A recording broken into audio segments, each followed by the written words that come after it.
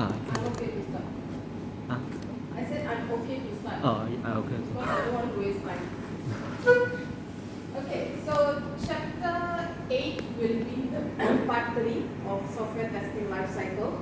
So in chapter 6 we started about the software testing life cycle, the 6 phases of the software testing life cycle.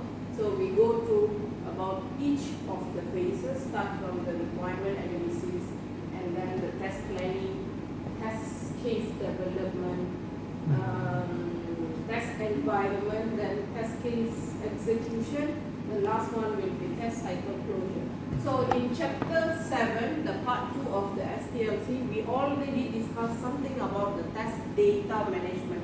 It means before we want to prepare our test case, we need to know which data we are going to use. So based on your black box testing technique, where you identify the number of test cases you want to produce, actually from there you should know, okay, this test case I need to use valid data.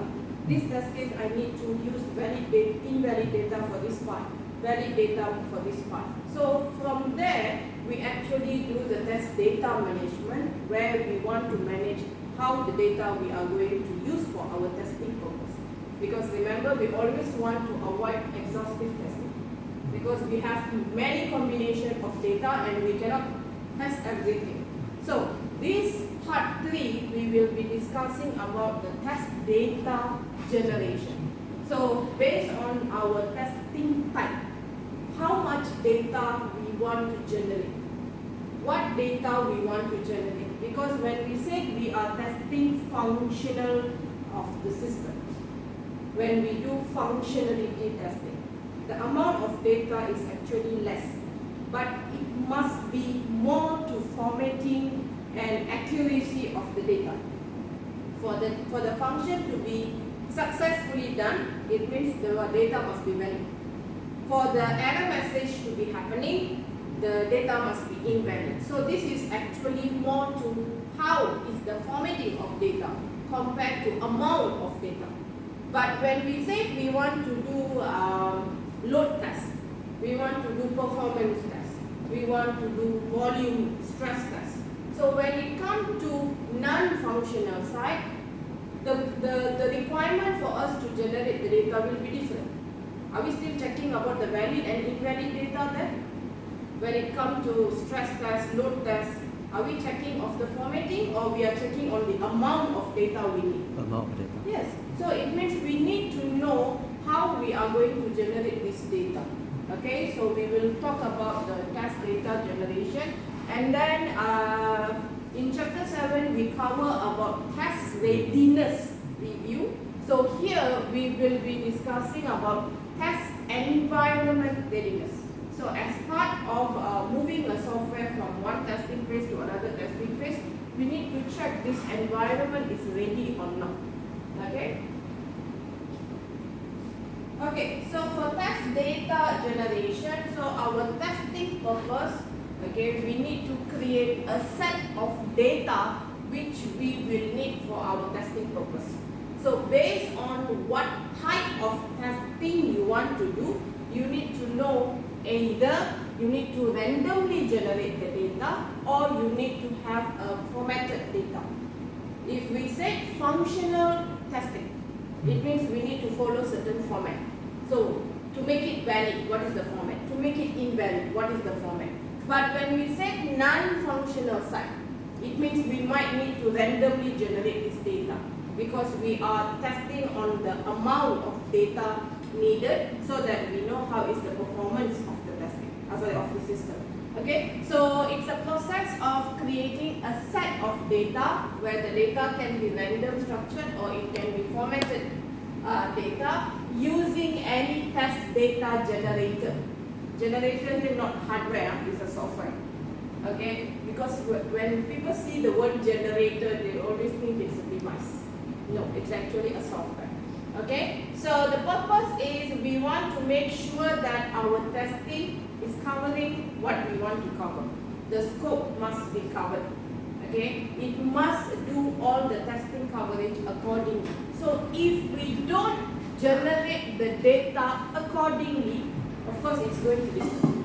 because we might not get the test result accordingly. Okay, so it may be the actual data which has been taken from previous operation.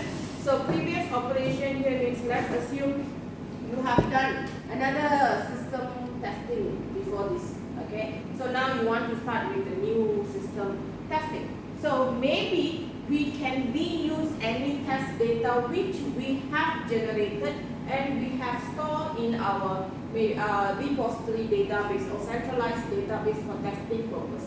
So it means we can actually use the actual data which we already stored earlier, or we can do the artificial creation of data. So sometimes we just want to make sure that, okay, this is the data, and according to this data we will create artificially. So for example, for your FIP, okay, let's assume for your FIP, if you are doing anything related to Thur UMT, we actually already have the data. For a few years of data is being stored there. But is it really needed or not? Because when it comes to your FIP, the scope what you need to cover might not be really big. So for that little functionality, are you going to really use back the whole chunk of data and then to do cleaning, all these things? So we just need to know that, okay, this is the formatting of data, then we can artificially create the data. So we need to know when we need to use this actual data, when we need to artificially create the data. So that we can make sure that we use the correct data for our testing purpose. Okay, so using real data. So when we say real data, it's referred to the daily transaction data. So what we are doing with the system, there is a data being stored there. So that will be called as a real data. So for example, now Thur UMT database, right? So every time student registered, every time there is a result come out, every time student do the graduation. So there is a lot of data being stored there. So when we say we want to use this real data, it means we take the data from the store, from the daily transaction happening. So this real data is actually known as the day-to-day business operation data. So it will be useful. It will be useful, okay? But the amount is the problem.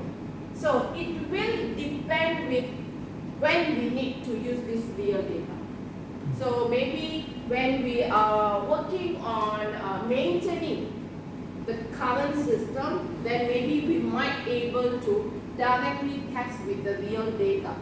But if we are developing a new system, okay, which is totally a small scope, okay, we might not need to use the real data because of this large amount, okay. Or when we want to conduct any unit testing, unit means very small testing, right? Okay, so this is actually needing very small number of data, but we want to use the real data.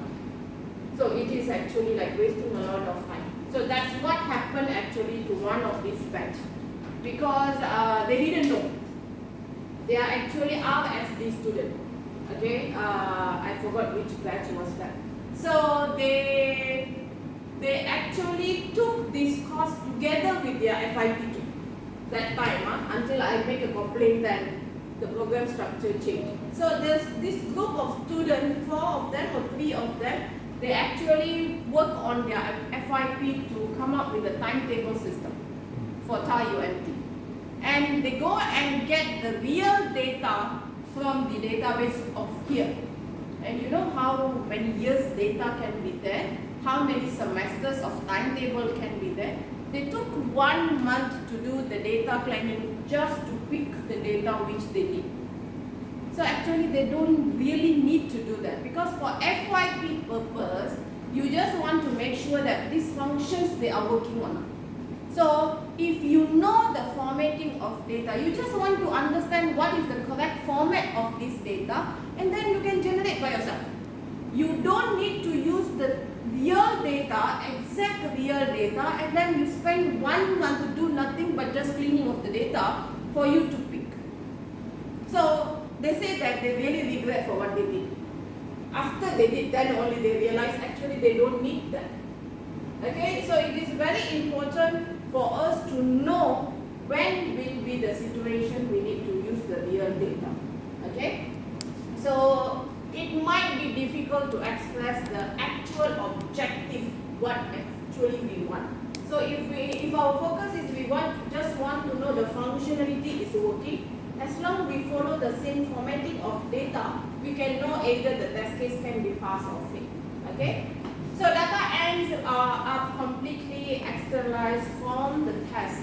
So this is about use the real data, and opposite of it, we can generate the data.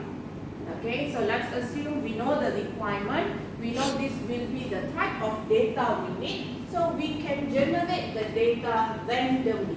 Okay, so it means as long we have a data, okay, we can use it for the testing, we can modify it, then should be okay. Okay, so it can be very powerful because we can actually generate a huge amount of data.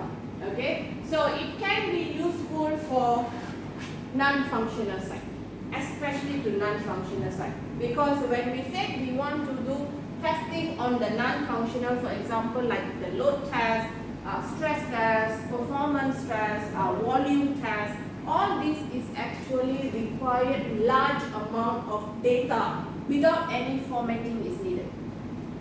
When we say functional testing, then we need to follow certain format to make it valid, to make it invalid. But when we say non-functional, it means I can randomly generate the data as long I want to see how is the performance of the system when the large amount of data being used. So this can be as a load, this can be as a volume, this can be as a stress. Okay? So how do you know you characterize the data correctly? Okay, so this always refer back to the requirement, okay, based on what we want. Okay, so live data may look very different than randomly generated.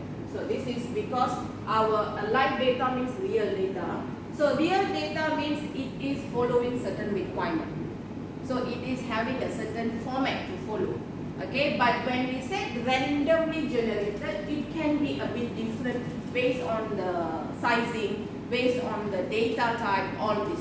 So let's assume if we want to randomly generate the data, we need to know how we can modify the data to fulfill the requirement. So that is additional thing what we need to do. Okay. Okay, then other than that, to select data from a fixed pool. So normally when we say pool, it is a database on the software testing side. Okay, so software testers, they always have a pool of data just for testing purpose. So this can be keep on added every time they do new project, new testing of new system. So this data can be growing bigger and bigger. So either we want to use real data we get from the daily transaction, or we want to randomly generate data, or we want to use the data which is already stored in this fixed pool of data. Okay, so here we still, this can be actually work much more closer for us to achieve the test objective. This is because the previous projects, the previous data which we have created or which we have stored will be actually close to certain objective. Okay, why we want this data? For example, this one for the functional testing. This one is for performance testing. So when we are reusing the data which is already stored, then we can actually make sure that we can achieve the test objective much more easier. Okay, then this can be from the real data. It means real data from other project will be stored there and we can use for our testing purpose, or sometimes it can be also randomly generated data and it's modified and then it's stored. Okay, so this can be directly from the service or the database. So this one will be based on certain characteristics because it will be depend on what project they have worked before. So let's assume if they have worked e-commerce before. So any data which is related for those e-commerce system will be actually following the requirement from that particular system. So if we are working on a new e-commerce system, then this characteristic might be quite close. So it will be easier for us to use the fixed pool data. It means already selected data based on the requirement which is stored, and we can reuse them back. Okay, so we always have these three options. Either we want to use the real data, there is a situation when we can use the real data, and most of the time we try to avoid that if it's unnecessary. Then if we need to randomly generate the data, the same thing. If we are dealing with a large amount of data, then it will be good if we can randomly generate the data. Or we have the third option, if we can use from the existing fixed pool data or existing database which is already having data from the previous test. Okay. So in that case, for your assignment, you have this test data as part of your testing environment. So what data can you use? Can we access to the real data? No. Do we have any fixed pool data? No. Okay. So we can mention that we will randomly generate the data. Randomly generate here means not only large amount of data, but we can randomly generate according to the requirement. Okay. Okay. So we have 4 different test data generator here. So as what I mentioned, this generator is software, not a device. Okay, so we have 4 different types of test data generator, which is a random test data generator, goal-oriented test data generator, pathwise test data generator, and the last one is the intelligent test data generator. So we will go through one by one. Okay, so the first one is a random test data generator. So by seeing the name, we can know that this is going to randomly generate the data. Okay, so it's going to generate the bit stream, okay, of data randomly. Randomly means not following any specification, not following any requirement. So it's going to randomly generate the bit of data and then will be converted into the input we need. So when it's randomly generated, according to our functionality, according to our requirement, we will convert into the suitable input which we need. Okay? Then, since it's not referring to any specification, any requirement, this can be known as the simplest test data generator. Is it not easy to randomly generate without following any requirement? Easy. It will be the simplest. But what will happen is, since it is simplest, it can be also easiest one. Okay, what will happen is it is not following any requirement. It is not fulfilling any specific program specification. So automatically this can be like an open data for any program to use. Because when we say it's not following a requirement from program A, okay, it's not following the requirement from program B. So it means when I generate a data randomly, A and B can use it. Okay, as long we able to convert it into the input we need. Okay, so it can be used by any program because there is no specific requirement followed. And since there is no specific requirement followed, the disadvantage will be the quality and also the low coverage. So if it's not following any requirement specifically, so it means the quality of the data which we want to use is not fitting 100%. So it's just like we are modifying it. So this can actually cause the low coverage. So sometimes it can disturb for us to fulfill our testing coverage. Okay. So not using randomly, but it is using the control flow graph. Still remember what is control flow graph? What is that? The generated by the control flow graph? graphical generation using logical. Okay, structure. where we have the source code and then we are translating into the graphical. Okay, so we are drawing the control flow graph to show the logic part of the program or the control flow of the program.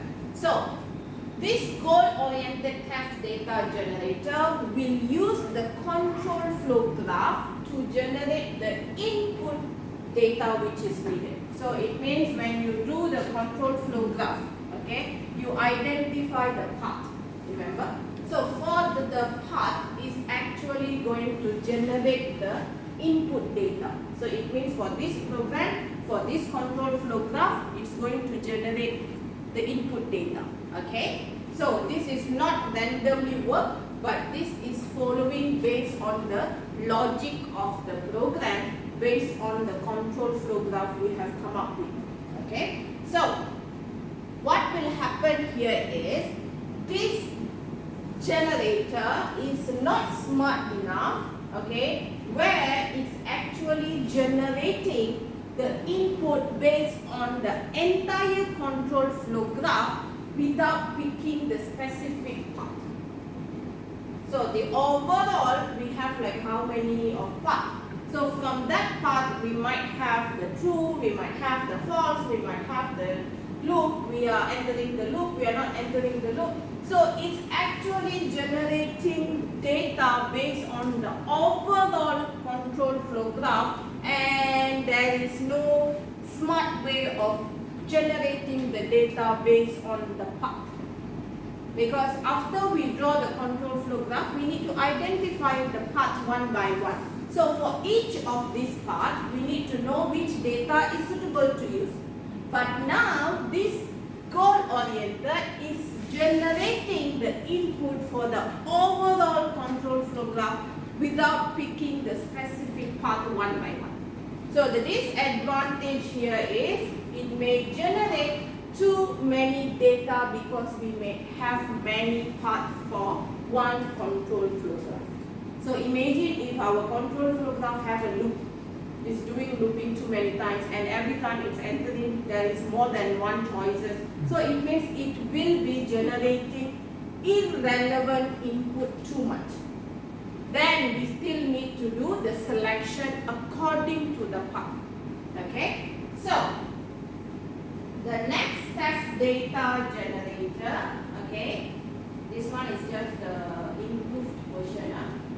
The next one, okay, which is the pathwise test data generator, is actually part of the improved version where we want the generator to identify the path automatically and then to generate the data based on the selected path only. So instead of, let's assume we have 10 different paths inside one control flow graph. So instead of generating overall data for all the paths, the generator must know which path to select and to just generate for that particular path. Okay? So this pathwise is actually doing that. So this is similar to the goal-oriented test data generator just now, which is still using the control flow graph, but the difference is it's using the specific path only. So if I want to test only the true path, so it means it's going to generate the data based on the true path which I want to test only. Is it not going to be much more better? Because just now it was too much of data because it is developing the data or generating the data for the overall path. So the more bigger path we have, then the more bigger number of data we will need to deal with. But here what happened is, since it's using much more wise way, it can generate the data using the specific path only. Okay, so what it will need is the program, it means the source code, and then what type of coverage. Remember, we have discussed about the node or the statement coverage, we have discussed the branch coverage, we have discussed the path coverage. So according to which coverage we want to do for the given program, then it will actually select the path accordingly, and from there it will generate the data. Still remember, statement means only the true, branch means true and the false, path means every basis path or every independent path possibly can be tested. Okay, so then it will be generating the data. So this is considered better than the previous one, which is the goal oriented, because it cannot smartly select the path. But it is still considered harder because we need to have the knowledge of knowing which coverage we need to do, which coverage we don't need. Okay, so we need to do the selection of the data of the path so that we know which data to use. Okay, so this is more on the programming knowledge. Okay, then the last one is the intelligent test data generator. So the first one was randomly. The second and the third is actually using the control flow graph. It means it cannot understand the source code directly. We need to translate the source code into the control flow graph, and from there it will identify the path and then generate the data. But the fourth one, intelligent test data generator, it is intelligent enough where it can directly analyze the source code. So do we need to prepare control flow graph here? No need. So it will analyze the source code which we want to test. So based on the analysis on the source code, it can generate the test data by itself. So based on the functionality or based on the source code, it can understand the source code. So for this function, what will be the test data needed? So it will generate the test data based on the analysis on the source code, and this is considered much more quicker. And the most important thing is, since it's understanding the source code, we can guarantee the quality of the data and the coverage compared to the random one just now. Okay, but the disadvantage is, you know, when something is intelligent, it means it will be having some complexity to deal with, especially on how it's actually working. Because we want to make sure that the data which is generated must be correct, must be fulfilling what we want. So we need to understand how the generator works. So we must be fairly intelligent as how the generator works. Okay. So this will be the 4 test data generator which actually we can use. Okay. So now for your assignment, if I give you the option which test data to use, which test data generator to use, which one you can select. Random. Not about what you like to select, but what is the only choice you have to select. Random. Only random, because this 3 is dealing with source code, and we don't have source code access to the system.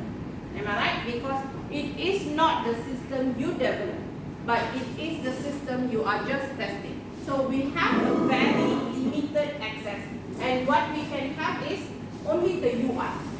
So we cannot choose these 3, either to do the analysis straight or either to translate the source code into control flow graph.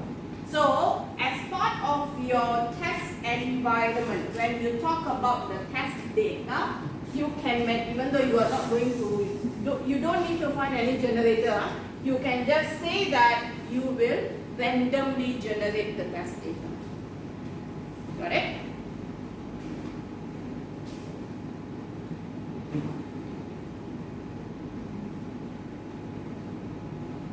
Okay. Where's others? Huh? I thought you guys are the one asked me to come so that we will do the lecture.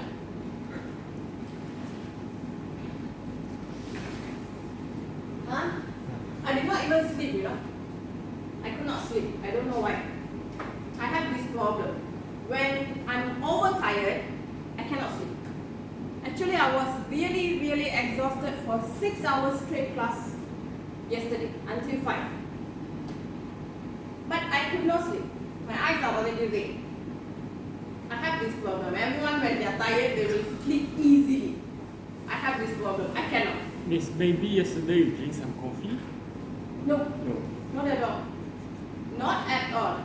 That is the thing. I was really thinking, like, did I take coffee very late evening? Actually, I did not. I even took my lunch at 5 after finish the class.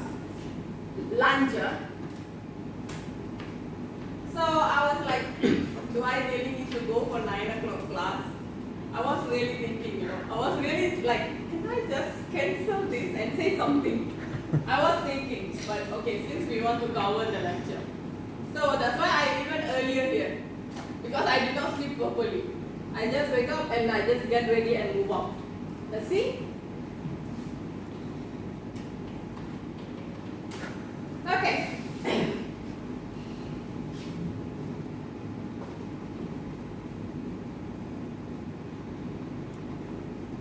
Because this chapter is very short, I will continue with chapter 9. Okay. So, once we have generated the data, okay, we need to make sure that we do the verification of this data what we have selected is suitable for our testing purpose. Because at the end, if our test data is not fulfilling according to the requirement, we cannot achieve our test objective.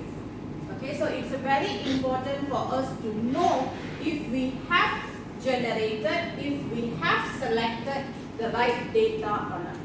Okay, there is actually nobody is going to do that, but you as the tester.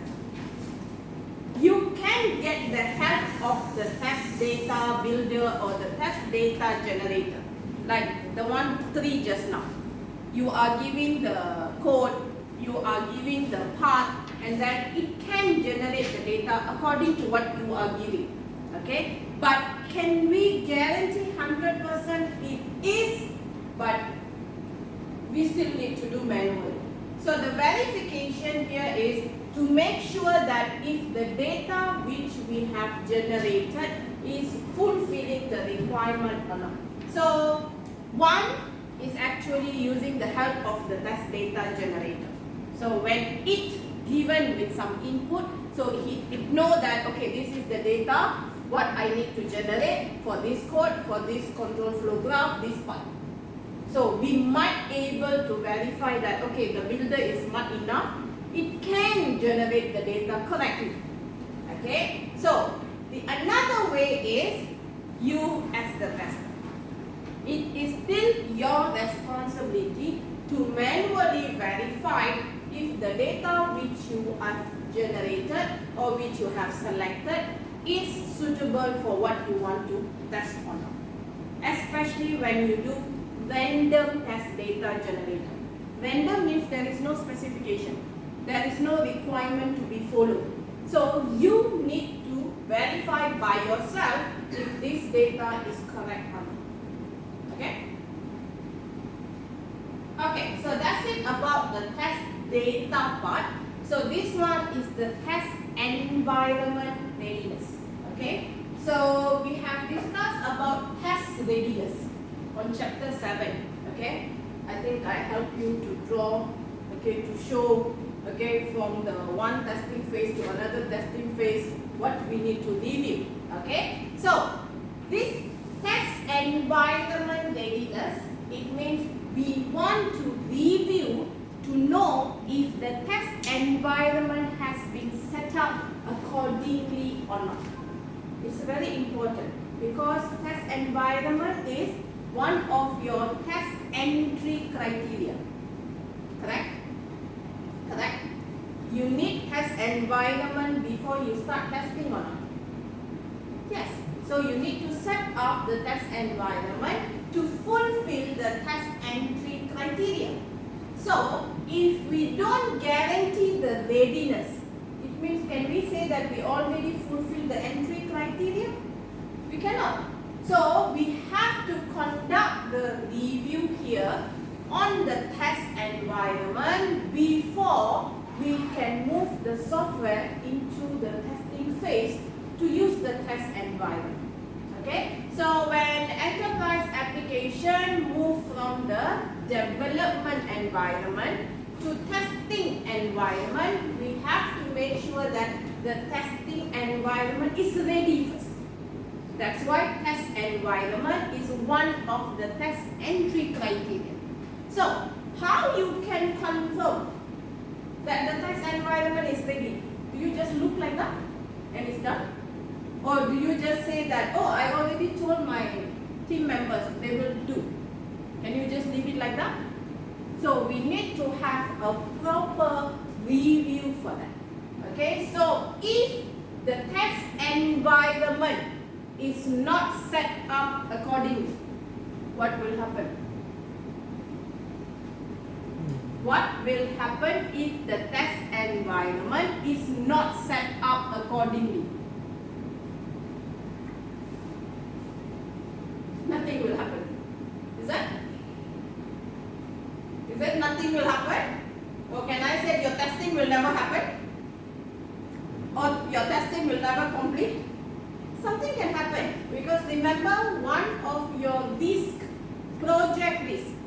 Did you mention about test environment? Anything mention that? You know, project risk, it means our side. When our test environment is giving problem unexpectedly, that can be part of the risk. So if we don't review our test environment, and when something happens during the testing, then it's a risk, it's a problem. So to make sure that this is not having any problem, because when we say test environment, it means the setup of your hardware, your software, your network, any additional devices, the testing tool, test data, all this setup is what we call as a testing environment. So let's assume this is our testing environment. Because many confused, when I say testing environment, they always imagine a room. No, this is testing environment. For us to run Grab, okay, so let's assume I want to test the Grab application using this. So this is my testing environment. It means the monitor, the keyboard, the mouse, the CPU, and then what additional data I need to have, the internet, everything. This is what we call as a test environment. And since Grab is a mobile application, if I want to test using this platform, I need to have like simulators, something need to be additionally installed. So, am I having that now? How to confirm that everything is installed and tomorrow I can start with the testing? That is what we call as a test environment readiness. Just because I say, okay, can you set up everything? Tomorrow 10 o'clock I want to start environment. Can I just go back and sleep peacefully? Because I said to him, can I trust him that he will do everything? Maybe you can trust that. Okay, so maybe can trust him, but maybe not, right? So if tomorrow 10 a.m. when I want to start the testing, and suddenly it's not working, that is what we call the readiness review. Because we need to conduct the test environment readiness review earlier, before that 10 o'clock, for me to confirm that everything is ready for me to start the testing. This is one. It still look like nice, can be still built. Let's assume this entire lab, all this PC will be used for 10 o'clock testing tomorrow.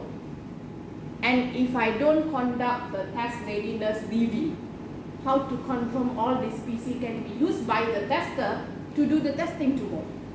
So that's why we need to conduct the test environment readiness review to confirm on the readiness of the test environment before we can start the test. Okay? So these are the guidelines, some of the guidelines. So normally when we want to confirm on the test environment readiness, what are the things we can check about? Okay, so the first thing is always about our client's requirement or our client's special requirements. If they want something additional, for example, web application. Maybe our focus is only Android. Okay, all of a sudden our client requests that, can we make it work on iOS also? It means something additional. So when we say we want to set up the test environment, we need to follow what our client wants, not about what we can. Okay, so this is actually part of the feasibility study in the beginning, if we can give what they want or not. Okay, so the first guideline here is the stakeholder requirements and also what is the address of what they want. So we need to have a proper management of the environment, especially let's assume this lab. Am I the only one using it here? We have different courses being handled by different classes. So the same thing can goes when it comes to testing environment. I cannot say this entire room is mine alone. I cannot say it's for my project testing alone. So when we are dealing with multiple teams using the similar environment for different testing of projects can be causing issues. So we have to make sure that we have a proper management so that this can work for multiple teams, multiple projects according to their own requirements. It is very important. Okay? Then the second one is centralized way of managing the test environment and the test data according to the requirement. So the same thing, when multiple teams work with multiple projects on the same environment and fixed pool of data, we have to make sure that we have a proper centralized way how we are managing these two. Because when something happens here, let's assume we mix the data. Maybe some of you access to the latest version of data, some of you access to the old version of data. Can we achieve our test coverage? Because we are not following the right version of data. So when this gives problem, automatically it affects the environment. Because test data is part of our test environment. So we have to make sure that how we have a centralized way to manage them. Okay, especially when you are working with multiple projects or multiple project teams are working using the environment. So it is very important to have the proper centralization way. Then test environment management strategy. So what strategy we want to use, okay, to make sure that we are taking care of the test environment. So normally we need to have a proper guidance, clear cut way how each of the tester need to use the test environment. So normally the testing team leader will be the one managing this. So they will always have a guidance, provide the guidance or SOP how everyone need to be using the test environment. So this can be as part of overall monitoring. Remember we talked about the test monitoring. So the same thing goes when we are setting up the test environment. So we need to have a proper monitoring to make sure that we are going to set up the environment accordingly so that we can utilize accordingly. If the test environment is waste, it means it's a waste of resources. So if it's a waste of resources, it can affect the budget. Okay? Then the next one is multiple types, multiple round or multiple cycle of testing. So when we set up environment, the test environment must work correctly. directly for every different types of testing we can conduct. Because we have many different types of testing we need to do. The functional side, the non-functional side. So it must able to support multiple types of testing. And it must able to support multiple cycles. It means we can still use the same testing environment to repeat the testing after we completed one cycle to start the second cycle. Okay, so it must not give us any problem, especially the test data or the testing tool must not give us any side effect where it will give us problem to proceed with the testing. Okay?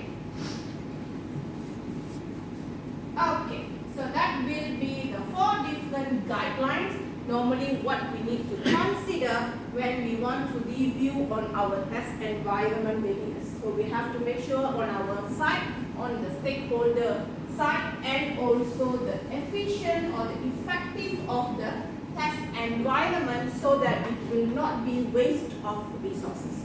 Okay? Okay, then the last part here about the test deliverables. Okay, so nothing much, nothing special because you already working with deliverables. Okay, so when we say test deliverables, it is referring to the artifacts or documentation. What test deliverables you are working on? What test deliverables you are currently working on?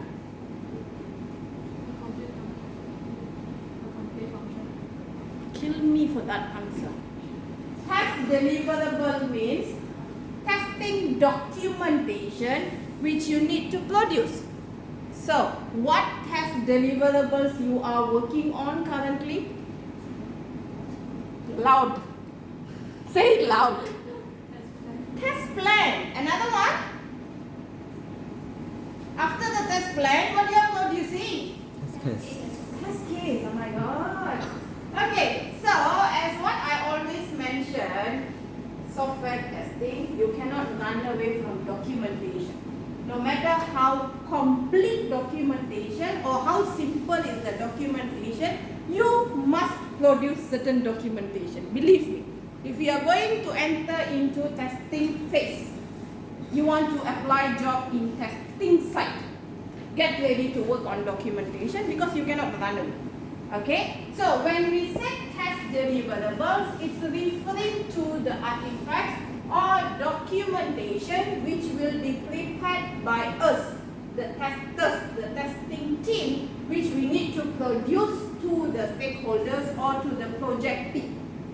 Okay, so these test deliverables can be different types of test deliverables at the different stage of our testing life cycle or development life cycle. So I think I have keep on saying that when we want to start the testing, certain documentation need to get ready. When we are doing the testing, we need to still produce certain documentation. When we are going to end the testing, we complete the testing, there is certain documentation need to produce. That's why I said if you are going into testing site, you cannot run away from documentation. So each of these documentation, they have different purposes. Why we need to produce before the testing, during the testing, and after the testing. There is a reason. Okay? So if you see here, based on this standard, IEEE 8 to 9 standard, these are, maybe we can say, the minimum number of documents. Minimum number of documents. Based on your company, they might have maybe more. Okay, but this is the minimum. So if you see here, you are actually working on the part of the documents you need to produce before the test, where you are preparing test plan and also test case specification. Okay, this is the name I gave you. Okay, but as part of this, you actually cover this.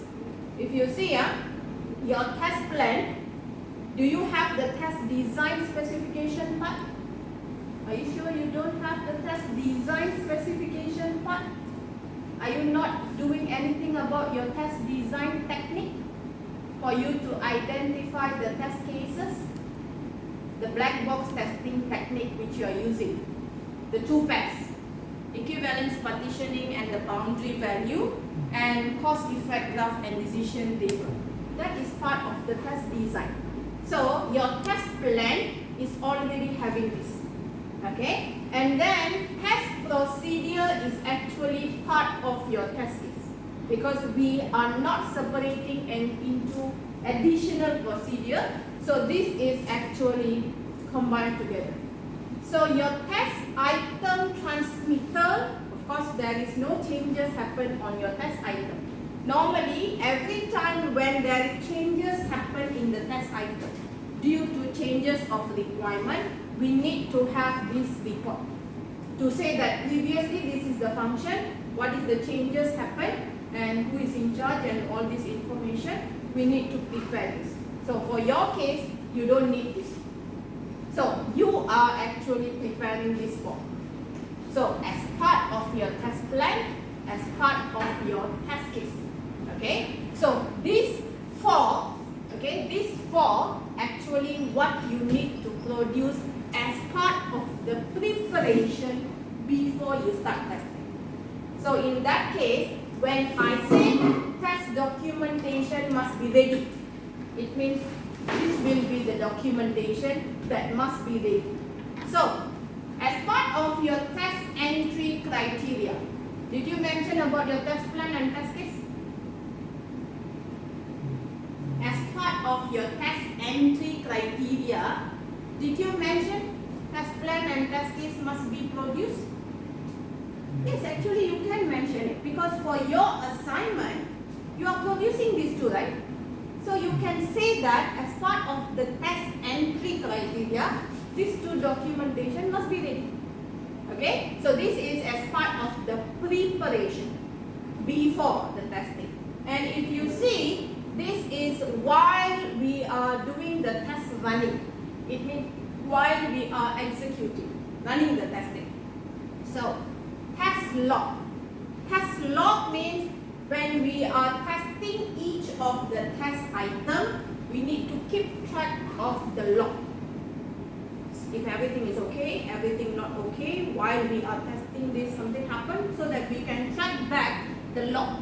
Okay, so this test incident report. So this one I will cover in chapter 9, but generally when we say incident, it means when we are doing the test case execution, when something happened. Something here means not only defect. Of course, defect is part of the incident, but when we say incident, it's not only referring to the defect. For example, suddenly the system do something funny. Suddenly the system hang. So at this particular test action, something else is showing up. But that is actually can be part of the defect, or it can be some other reason. So any incident, so most probably negative incident, any negative incident happen, we need to produce this report. So these two will be during the testing. Got it? So this last one is the completion part. It means we have done our testing and we want to complete the testing now. So we will produce test summary report. This one also I will discuss in chapter 9 about the reporting part. So this will be like a closing part. So I have done with the testing. So I summarize my entire testing here. Okay. So now the reason why we need all this, because you can ask me, but nobody asked me. We already have this test plan. So why I still need all this? I already say what I want to follow, what I want to do here. and I already have the test case. If I fill up the test case, is it not enough to prove that I have done the testing? Nobody asked me that question. So this is actually to show that 100% you have mentioned what you want to do. Your plan, 100%. And this is your test case according to your test plan. This is what you plan to do. Let's assume during the running of the test, can we guarantee 100% can we follow what I mentioned in the test plan? I even thought that I'm going to see everyone here today. But see how many of you? I planned something else. Am I right? But is it happen like that? No. So the same thing, I planned 100% here. But during the test running, maybe the percentage is dropped. So let's assume I able to follow 80% based on what I said here. So other than that, we have some unexpected incident all come up. So I need to report that incident happened. So during this summary, I need to summarize to my boss that I have planned 100% here. Then I able to follow 80% from the test plan. Then the 20% should happen. How am I fix that 20%? That is what your boss want to know. Your boss doesn't care what happened, but what happened that 20%? I want to see what incident happened. So due to that incident, where the issue started, where the 20% changed. So when this risk happened, how you control that to bring back that 80% to 100% by doing some this and that on that 20%. That will be your task summary thing. Got it? So your test summary must be tally with what you planned and what actually happened. So if you don't document what happened during the test execution, your boss will ask, this is 100% what you planned, but what I come up is only 80%. Where is the 20%?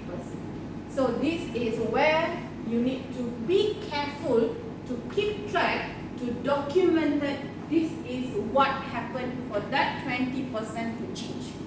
So according to this incident, I have to do this, so that I able to bring it up or not. So this is the reason why our documentation will never stop until here. We need to make sure that we have done this, and also we have done this to say that I'm done with the testing. Got it? So that's why test deliverables need to be produced before the testing, during the testing, and also the end of the testing. Okay? So for your assignment, you just do this one and this one. So I didn't even ask you to do this one. I didn't ask you to do this one. Because it's short semester. Because I already wanted to include more for the coming batch. Because I want to have this. So it means what you plan, your test case, and then during the test execution, if anything unexpectedly happened. So I need to see the incident report. Correct? Because you have been lying about defect tracking tools, this and that, right? Even though you are not going to use it. So I want to make it real for the coming future one. Okay. So, which test deliverables are generated before and after testing? We have 4 different test plan, test case, test report, defect sheet, and summary. Which deliverables are generated before and which one is after? Yes. Test plan before. Test plan, Test case before. test plan and test case before. After. After. And what happened this one? After. Really? Defect sheet and summary. Summary. Right? Because Last we need one. to summarize the defects. Okay? So test incident report, it means during. But this one is the overall defect summary. It must be come together with the test report. So these two will be before the testing. These two will be after the testing. Okay. Done for chapter 8. What time is your class? 10. Your next class. Oh, My class next, is already no. until 11. Next. And your next class is at 10. No. 11. 11 straight, right?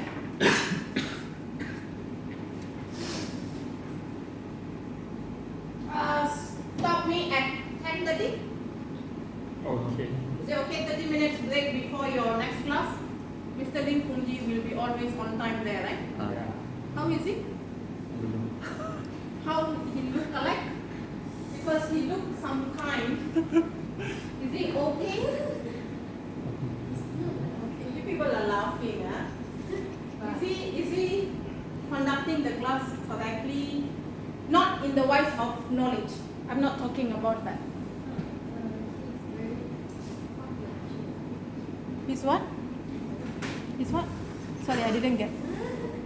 He's very smart. Yes, we know that. That's why he's waiting for his Viva now. He's very soon doctor. But he's kind of like, I don't know, in the health wise, is he okay? Is he okay? Because he always look like a bit stressed, a bit like forgetting things. Yeah, he's getting old.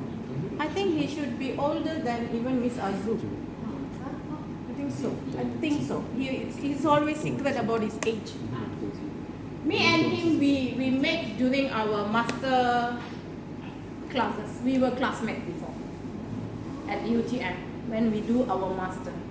Then all of a sudden I saw him here when I was a part-timer here. He joined as a full-timer before me. I was like, why you are here? Because he's from Ipoh, you know. He's from Ipoh and he's here. So, no, recently when I saw him, right, he wanted to talk to me. He said that because I was actually buying food and I'm going back to office. And he's actually walking to cafe to buy and eat there. I didn't know I will see him. So, he asked me like if I'm eating there. It means he wants to talk to me. So I didn't stop that time. Because I already buy, you know, so I just go back to office. So actually it's after that the father passed away, this and that happened. So I feel so bad. Why I didn't just eat with him? At least to talk something what he wanted to say. Sometimes you need to spend time with people also. Huh? So I feel bad. And I didn't see him until now after that. I didn't see him. It's funny, you know, if you think we lecturer, we are seeing each other, we go for lunch, sitting, chatting, we are not doing. Me, Miss Azu, we are at the same level, level 1. I don't know when was the last time I see her, and she's even hospitalized. She is currently hospitalized. She didn't come out yet. And what to say about Mr. Lim, who is actually on the level 2. So we don't see each other at all. So I feel so bad when I get to know after that the father passed away, all this thing. So that's why I asked if it's okay. Because the time I saw him, like, he walked some kind, like tired walking, you know.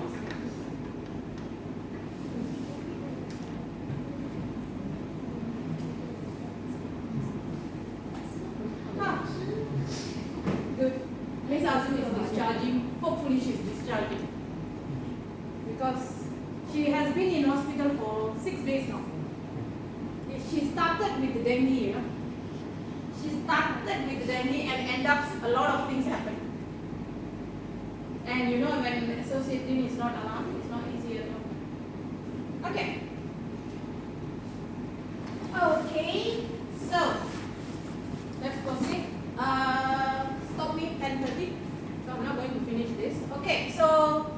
chapter 9, the last chapter of software testing.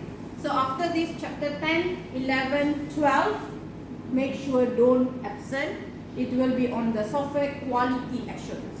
Software quality assurance is not covered in your midterm. It's not covered in assignment. It will cover 50% on your final examination.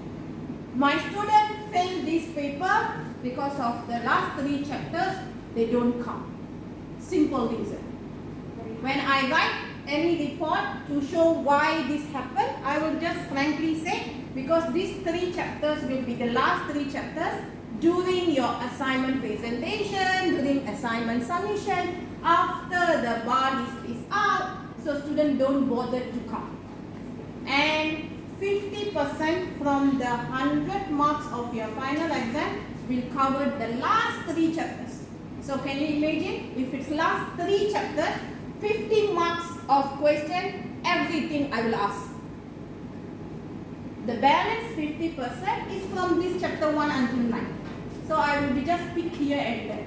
And some chapters I don't even cover. You get? So the last 3 chapters, please inform your beloved classmates. If they don't want to fail this paper, make sure the last 3 chapters lecture, tutorial, make sure they are there. Okay. So the last part of software testing, we will discuss on the test management. So remember just now I said I will continue about the reporting part here. So we will talk about the defect management. So when we do the test execution, possibilities to identify defect is there and how we are going to manage this defect. Even though we as the software testing team, we don't do debugging, but you are the one identify the defect. So when you want to report back to the development team, you need to know what you identified. Because if you don't report, development team will never know. Got it? So even though you are not doing the debugging, but this is under yours. And also we will discuss on the test report and also the guideline and for preparing the report. And the last part will be the configuration management. So today I will just cover the defect management part. So defect management contains defect reporting, defect meeting. Okay. So when you are doing the test execution, okay, your company might have defect meeting for you to update what you see. Okay. So this is depend on the company procedure. Either it's going to be on the daily basis, it means end of every day, or it can be on the weekly basis. But if you ask me, weekly basis is considered very late. Because if you do test execution end of the same day, it's better for you to have the meeting and voice out about the defect happened. Okay? So you are part of this. Okay? So when you do the test execution, you need to do your defect reporting. So it means you as the tester, when you execute this test case, you identify this defect. Because of this defect, you cannot continue with other testing. Or maybe it will be affecting your percentage of the failed test case. So you must do a proper defect reporting and give it back to the development team. Because you are not going to do the debugging. So when you want to describe the defect to someone who didn't see it, do you think it's easy? You are the tester. She is the programmer. She developed the code and she passed it to you to test. Can she imagine what defect will be come out? Because whatever she tests, she believes that it's working. So now when you do the testing, you identify the defect. You cannot do the debugging. You must communicate with her so that she will do the debugging. You cannot just say that, what's her name? Hema. Okay. Hi Hema, I saw this defect. Can you fix it? You cannot say something like that. You need to have a proper reporting passed to Hema so that she understands, she can know when this defect happened, how this defect happened, and how serious is this defect for her to work now or maybe after she's back from holiday. So if you are not doing a proper reporting, she will not understand what she needs to do after that. So that's why you will be the one do the defect reporting. And defect meeting is always depend with company's procedure. So sometimes this is where they will do the defect reporting formally and also with the verbal saying that, okay, end of every day after you have execute your test case, you need to get back in a team, in a meeting with the development side to voice out what are the issue happening. So defect is not the only thing to discuss here, but also any incident happen so that the development team know what to do. Maybe the source code is having a problem, the system is keep on crashing, and that may be part of the defect. So you will be communicating with among the tester, the analyst, and also the developer. So this meeting depends. The company want to do it daily or maybe 3 days once, or it will be weekly basis. So it's dependent. Okay? So sometimes this reporting will come together in the meeting. Sometimes this might not happen daily, but this can happen daily. So it's dependent. Okay? So for us to do the reporting, for us to even voice out in the meeting, you need to know what type of defect you identify. Because we cannot just generally say, oh, I saw a defect. What is this defect? So you need to know, you need to document this defect correctly based on the defect classification and also the defect priority.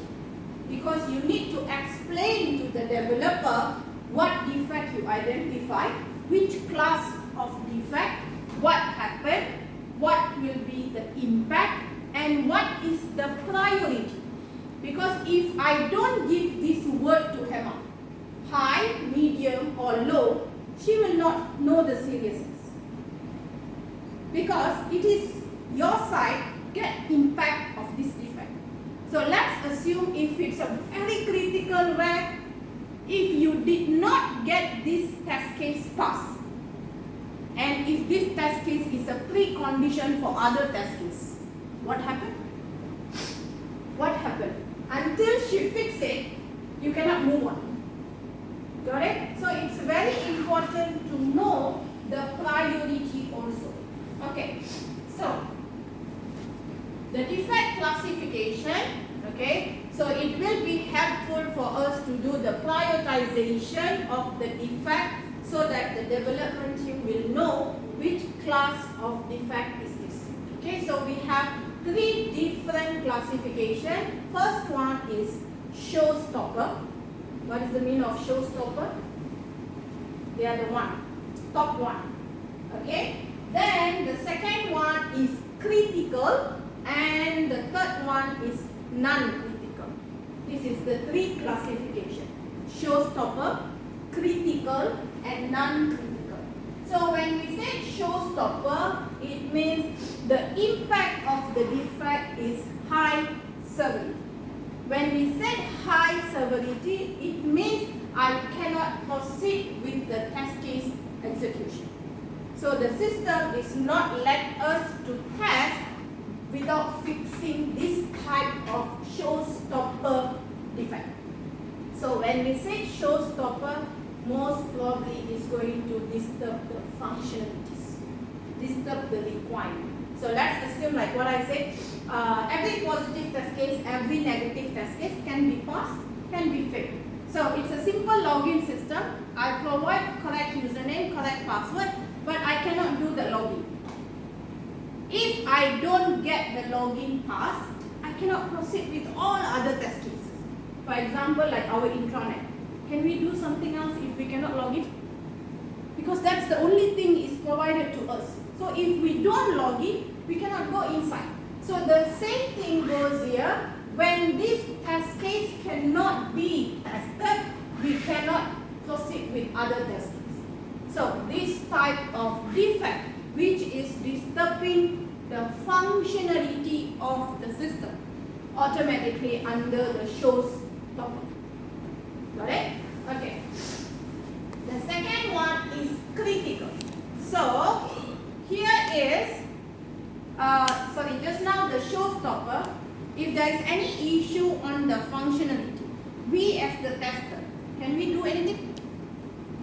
Can we do anything to do any fixing? No, because it will be back to the coding, it will be back to the development team. And when we say critical defect also the impact is high severity. It can stop our testing too. But the good part is, we as a testing team, we have the internal solution. So, do you think the defect can be from the coding now? No. Because if it's coding, then we cannot fix it. It will be development team. But if we say the testing team has a solution, what type of defect can it be? Something is having high severity, stopping the testing, disturbing the testing, but it has nothing to do with the coding. Can we say that the issue can be on the testing tool, testing environment, test data part? So anything to do from our side, which is disturbing the testing, we cannot continue with the test execution, but we have the solution, it will fall under critical. So we still need to do the defect reporting, but we don't need to pass it to the development team. Got it? That is the second one. The third one is non-critical. So non-critical here is, the defect we identify is not under the showstopper, not under the critical, but something mild. So the impact of this type of defect is not very high severity. So it means we can still continue with our testing. So it is not stopping us from doing the testing. But we know that, oh my god, this is a defect.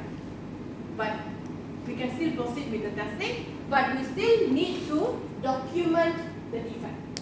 Okay? So normally any UI defect, the look defect, which is not disturbing the functionality, we can call it as the non-critical defect. So this will be 3 different classification of defect. So when we are preparing our defect reporting, you need to explain the defect. So you need to know which classification it is. Is it under showstopper? Is it under critical? Or is it under non-critical? Okay? So together with this classification, we also need to include this defect priority in our report. Because based on this priority, then only the development team know which one need to settle first, follow with which one, and which one should be the last one. Because if you don't give this word high priority, what Hema will do? She will go with this one. Because it's something very mild, something very easy. She can be wasting time on this. So that is the reason why we as a testing team, we inform the development team which one is having high priority, which one having medium priority, and which one is having low priority. So that the development team can work fast and we can continue with our testing. So let's assume, like just now we said showstopper, which is stopping us from doing the testing, disturbing on the functionality.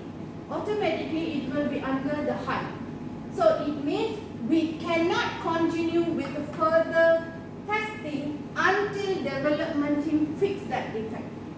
So when you identify showstopper, automatically the priority will be high.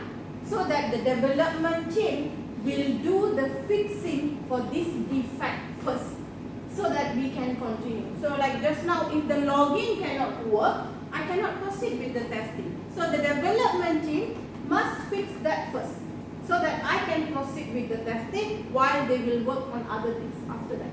Okay? Then the second one is medium, where the defect need to be solved as soon as possible, but it can be parallel together with the testing. So it means this one need to be done first because it stopped me from doing the testing. So you need to fix this first so that I can start back my testing. But this one, anything which is not really disturbing, not really stopping us from continue the testing, so you can start with the medium one while I'm continuing with my testing. So it can work in the pack, or it can work in a parallel. So once you've done this, I can continue with the testing. So after that, you follow with the medium priority one. Got it? Then the third one is the low one. After you're done with all the high and medium, you cannot be relaxed now, so you do with the low. So let's assume anything with like UI defect just now, any other defect which is not stopping, which is not giving any problem for my testing, but it's still a defect. So I will put under the low priority. So this defect priority is for the development team to do the fixing, not for us to conduct the testing. Testing priority is different. Remember, we have discussed testing priority based on maybe high critical one or the precondition one we do first and then follow with the rest. So that is testing priority. What you see on test case template is testing priority. This one is defect priority, means for the development team to know which defect to fix first and which one should be following after that. So when we do defect reporting, defect classification, defect priority must be included in the report, so that the development team can work together with the testing team without causing any delay in the testing schedule. Got it? So that's it. Okay? When we stop until here. So we will proceed with test report part. So just now we talked about the deliverables, right? So whatever report we are going to discuss in this chapter. Okay.